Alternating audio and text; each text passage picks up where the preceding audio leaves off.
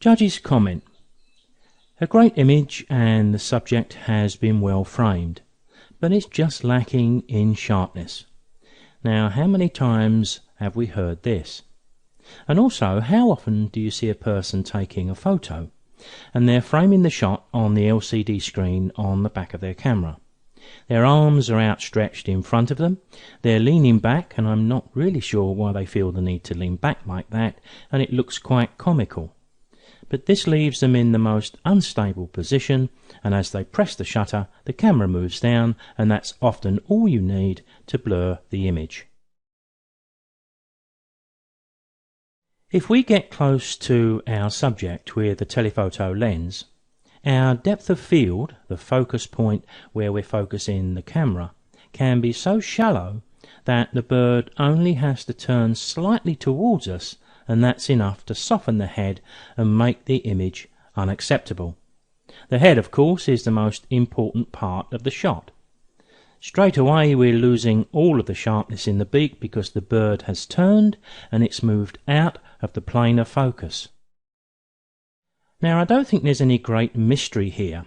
This area of our work needs the author to be super critical of their own photography. Personally, I would rather not enter a competition at all, rather than put in what is an obviously unsharp image that I can see myself. So why do so many club members seem to do so? Well, one of the causes could be that we are leaving things to the last minute again, and we're rushing to get our entry in. Maybe we're viewing the image quite small on screen, and as you can see here, when we do that, all pictures look critically sharp. But the truth is, we're not always taking the time to take that critical look at the image we're about to enter, because if we did so, we would see that it lacks that critical sharpness. Now, Murphy's Law always seems to ensure that it's the best images in the best light where we get things slightly wrong and we lose that critical sharpness. I have to admit, I've been there, done that, and have many t-shirts. Here I have a batch of images of a heron. The heron was stalking on a slight rise, so I was able to get down fairly low and comfortable. The lighting, as you can see, is good. When the bird was just moving about slowly, I could get critical focus and I could get a good sharp image, and as I zoom in you can see that. Remember, of course, you are looking at a slightly compressed video, so you're not seeing the image quite as sharp as I am. But I obviously didn't have the shutter speed quite fast enough for what happened next, because the bird must have spotted a lizard in the grass and it went down and picked the lizard up, and that's in the next shot. And if I bring that up, because the bird was now moving quick, you know how they jolt their head when they're eating and getting their food, and as you can see there, now the softness in the head makes the image unusable. When it comes to selecting the correct shutter speed, there is an old rule that does help us to overcome camera shake, and I think it's still worth remembering. I can remember it back some 30 or 40 years.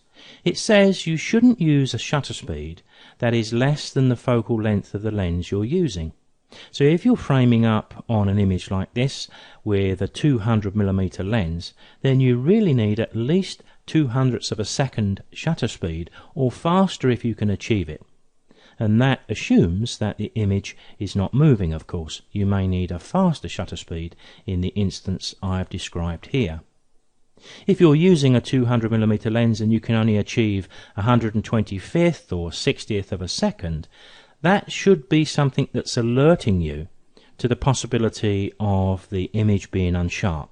And then we can take some precautions to either brace ourselves a little bit more solidly, take care, or reach for a tripod. So you can see here that if I was looking at this image, maybe I was using a laptop, maybe I had Lightroom open with all of the palettes open around the edge, making the image small in the middle. Maybe I worked with Photoshop with all the palettes on screen, as some people like to do. Then I may be making a judgment on a picture that at this size looks great, but as soon as we see it in the club room, it's pretty bad. So there's three areas we really need to consider. There's the movement of the subject, the movement of the photographer, and there's getting the sharpness correct in camera, and I suppose we could say almost a fourth, the depth of focus that we achieve. So depth of field is one of the three problems we have to face, and here I've simulated this digitally, and sometimes when we focus on the nose of an animal, I think dogs seem to show this more because they have that long pointed face quite often. So if we focus on the nose of the animal, we don't have sufficient depth of field to get the eyes sharp. It's better to get the eyes sharp and allow the nose to go soft, but even that doesn't look very good. But out of the two, then that second option is the lesser of the two evils. What we really want is a wider depth of field, and that may incur us finding a support for our camera or maybe increasing the ISO. The second issue we have to consider is the movement of the subject. Well, in this particular instance, that wasn't a problem at all. You can see that the lioness is well engrossed in something in my direction. I hope it wasn't me, but it was absolutely perfectly still. But we also have to consider the movement of the photographer, camera shake. So in photography, you'll hear people say the image must be sharp where it needs to be sharp. That leaves a little wiggle room really, because not all images need to be pin sharp to be successful. But when it's right, and of course when it's wrong, it's badly wrong.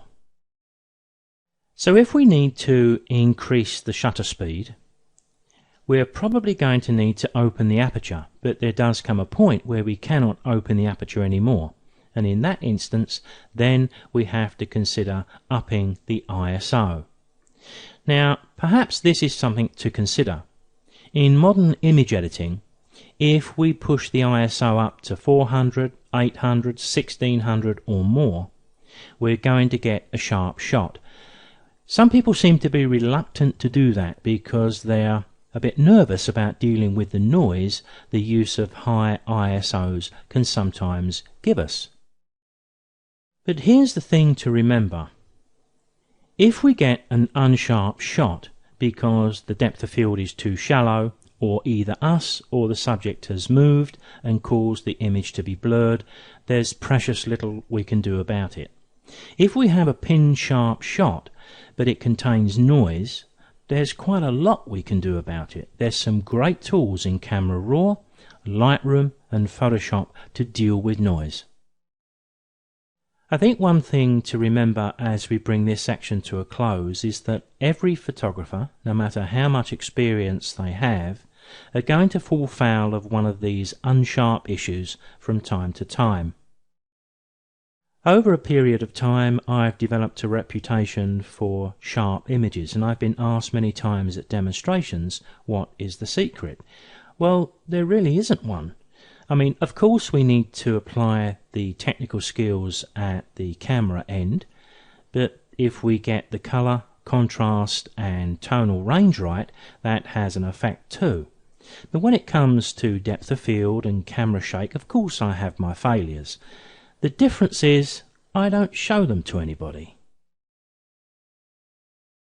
I'm quite able to tell myself if my images are sharp where they need to be or not.